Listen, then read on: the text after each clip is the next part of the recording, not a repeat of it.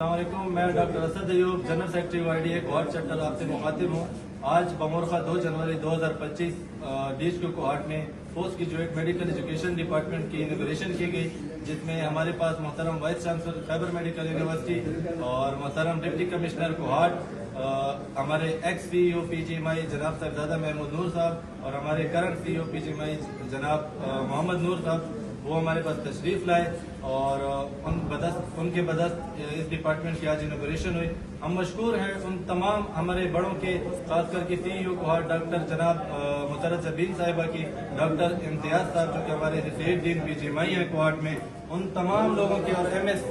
DHQ hospital Kohat doctor Tahir Nishat sahib کے خاص طور پر ہم بہت مشکور ہیں کہ جنہوں نے اس اچیومنٹ میں ہمارا ساتھ دیا، ہمارے لیے انہوں نے کام کیا، اور آج ان کی بدولت، ان کی تگ و دو سے YDA کوہارٹ چیپٹر کا ایک بہت دیرینہ مطالبہ post graduate medical education department کا قیام ہوا، جس میں ہمارے پاس library, auditorium, AD office, CEO office, سب کچھ یہاں پہ ہے۔ انڈر ون روف ہمارے سارے ٹریننگ میڈیکل آفیسر اس ڈپارٹمنٹ سے فیسیلیٹیٹ ہوں گے، چاہے ان کا جو بھی کام ہو۔ اس کے علاوہ